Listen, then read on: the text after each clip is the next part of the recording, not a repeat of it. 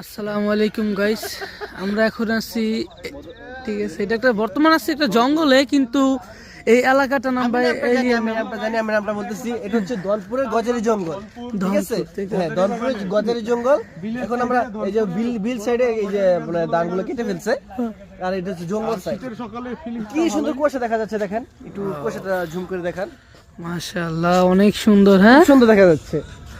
দেখেন আমরা কতজন লোক আসছে, আমাদের এই যে সব মানে আমাদের পুরোটা একটা টিমমেট আর কি।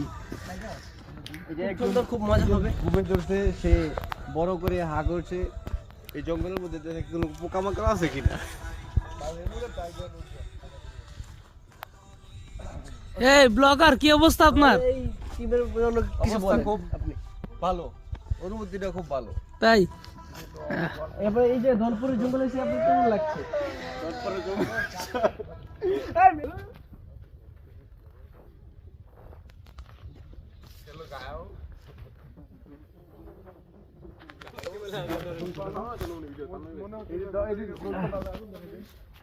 বন্ধুরা কেমন আছেন আপনারা? আমরা সেই ধনপুর দুঃখের কথা হচ্ছে আপনাদের রড পেতালাম না গা।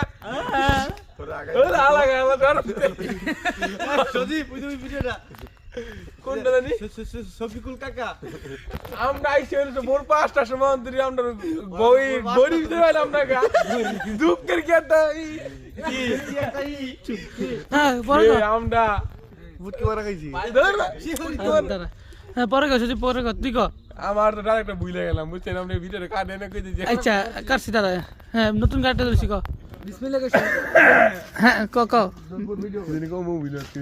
আচ্ছা, এটাও কাটছি, আবার ক। এই হচ্ছে আমাদের ঐতিহ্যবাহী ধান ক্ষেত। সুন্দর মতো ভাই, আমি শুরু প্রথমত করেন। এই সজীব, আমার গার্লফ্রেন্ডের নাম জানি কি?